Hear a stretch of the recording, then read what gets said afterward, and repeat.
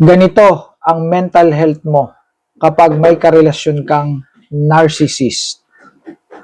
Okay, yan. Nakikita nyo ba yung mga guri-guring yan? Yan.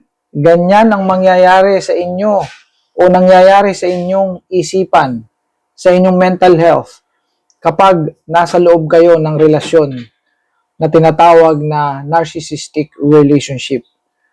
So, ito yung mangyayari. Tingnan nyo kung gaano kagulo yan. Simulan natin dun sa anxiety. Ayan. Yung kulay na yon, yellow-green. Yan ang anxiety. Pag ganun ganon eh, oh.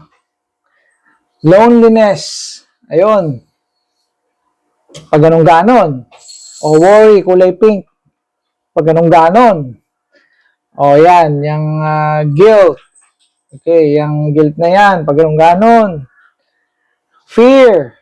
Yan, parang ano yan ECG ng puso yan. Parang kung ano yan ECG monitoring. O negative self-talk. Yan. Okay. Pag ganun-ganon. So, that's what's happening inside your mind. Kaya ang gulo-gulo ng isipan mo. Umaga pa lang paggising mo, magulo na. So, lahok-lahok yan. Lahat yan nararamdaman ninyo. That's the reason why destructive or devastated ang iyong mental health kapag ka ikaw ay nasa narcissistic relationship. Anxiety. Lagi kang balisa. No? Lagi kang nag-overthink. Parang biglang sumisibat sa isip mo yung mga overthinking kung ano-ano pag nagtatrabaho ka. So, alam ko, nakaka-relate kayo dyan. Kahit busy-busy kayo, biglang may sisibat sa isip nyo. Ayun, pag ganun-ganon. Ganun na nangyayari, di ba? Alam ko, marami nakaka-relate dito. Tapos, syempre, lagi kang malungkot. Tapos, yan, lagi kang nag-aalala. O, guilt.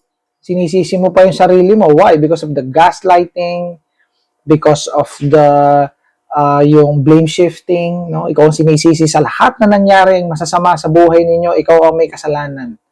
And you are in a trauma bond or trauma bonded ka. That's the reason why sinisisi mo yung sarili mo. Ibig sabihin, trauma ka.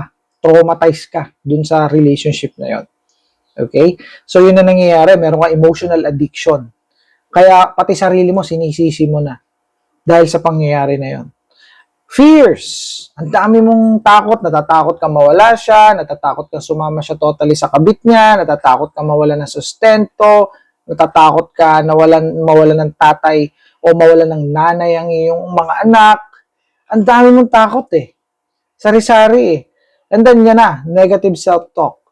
Kung ano-ano ng mga sinasabi mo sa sarili mo. Ako ay hindi sapat. Mahina akong tao. No? Ako ay walang kwentang tao. Hindi ko na kayang gawin yung mga ginagawa ko dati. Inutil ako. Bobo ako. Tanga ako. So, yan yung mga naiisip nyo, mga negative self-talk. So, bakit ko ito ipinupukol sa inyo? Bakit ko ito ipinapaliwanag? This is for you to, increase your awareness. This is education. To educate you that once you're in this kind of relationship, this is what's happening in your mental health. See you in my next content. Bye for now.